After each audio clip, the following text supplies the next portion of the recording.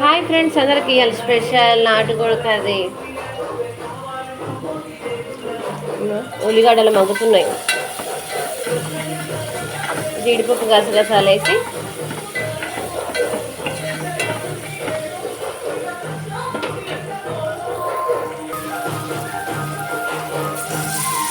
కొంచెం అల్లం ఎల్లిగడ్డ కూరకు సరిపడా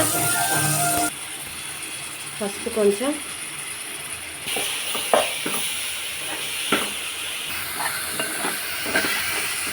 నాటుకోడి,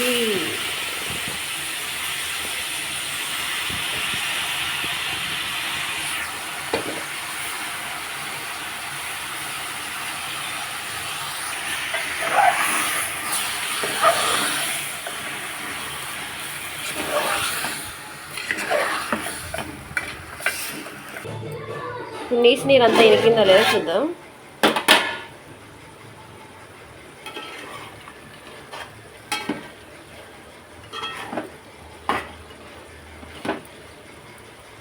మొత్తం నీరంతా ఇరికిపోయింది. చక్కగా ఆయిల్ పైకి వస్తాయి.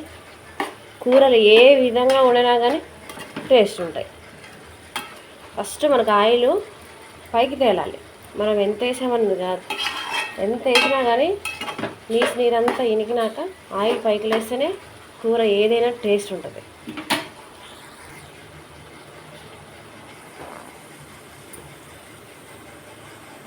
కారం,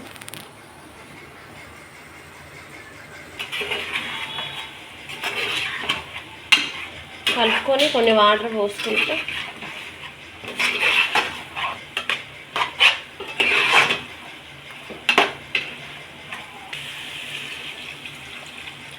నాటుకోడి తొందరగానే ఉడికిపోతుంది కాబట్టి కొన్ని అయితే ముక్క మునిగే వరకే చేయాలి.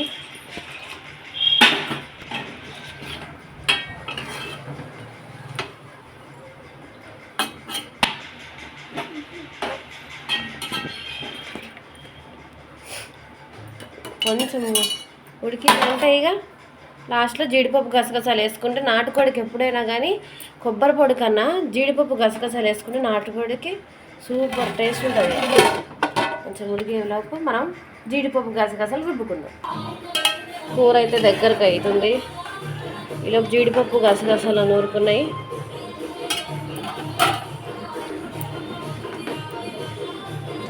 మసాలా పొడి, మనం ఇంతకుముందు రుబ్బుకున్న జీడిపప్పు గసగసాల,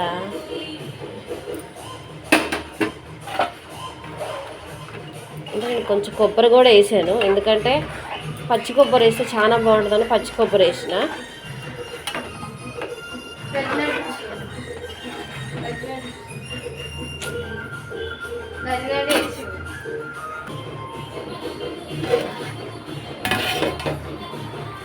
కొంచెం ఉడకంగానే దగ్గర కాగానే బంద్ చేస్తే అయిపోయి నాటుకోడి కూర. ఓకేనా? బాయ్ ఫ్రెండ్స్, మీరేం వండారో కామెంట్ బాక్స్లో కామెంట్ చేయండి. బాయ్.